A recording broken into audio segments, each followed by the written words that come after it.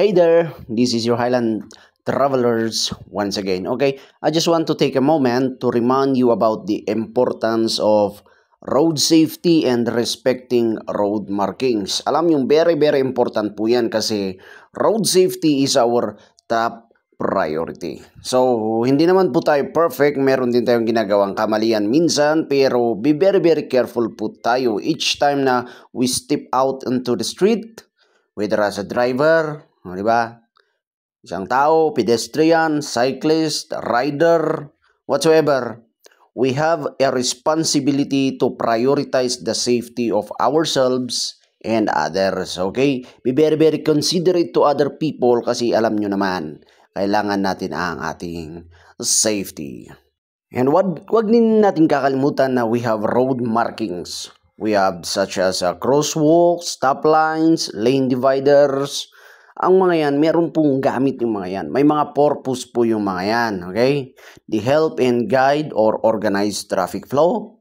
Then, they ensure also the smooth flow of traffic for a safe journey for everyone.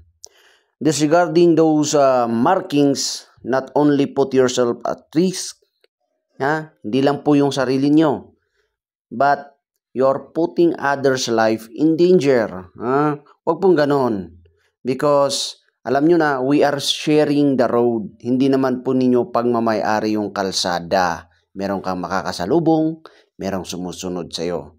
Kaya, kung nire-respeto natin to mga road markings na to, we are contributing to a harmonious and efficient transport system in our country.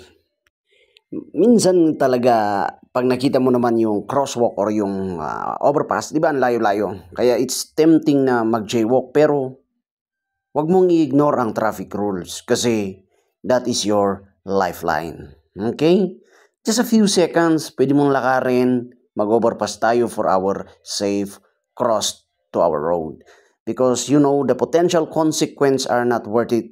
Remember, safety should always be our top priority. Let us make a commitment to follow traffic rules and respect the road markings. Just take a extra few steps to cross the road or designated crosswalk. Wait for the green light. Huwag pa tayong mag-beating the red light. Pag may nagko-cross naman ng mga pedestrian, especially dun sa pedestrian lane, let them go first kasi wala silang bumper.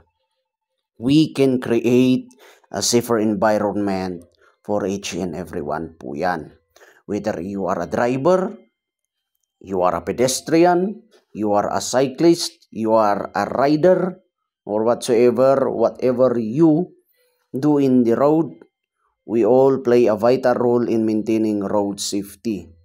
Let us be mindful of our action. Show respect for road markings and set a positive atmosphere for others.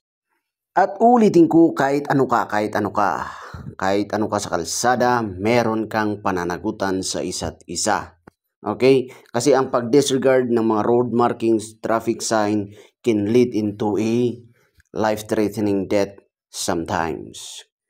That's why always remember, every small action counts. Kung ano yung gagawin mo, pag-isipan mo muna kung ano yung magiging consequence niyan. Malay mo mag-jaywalk ka pala, dyan ka mamamatay. Always think what would be the consequence of it. By prioritizing road safety and respecting road markings, we can make a significant difference in preventing accident and ensuring a safer journey for all. Okay? That's why we must be responsible for our action.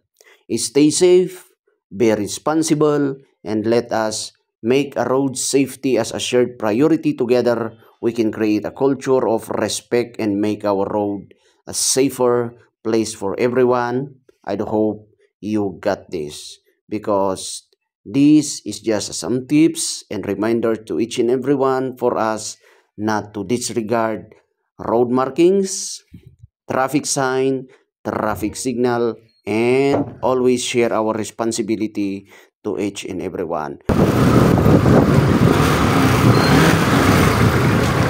May overpass naman kasi. Klase.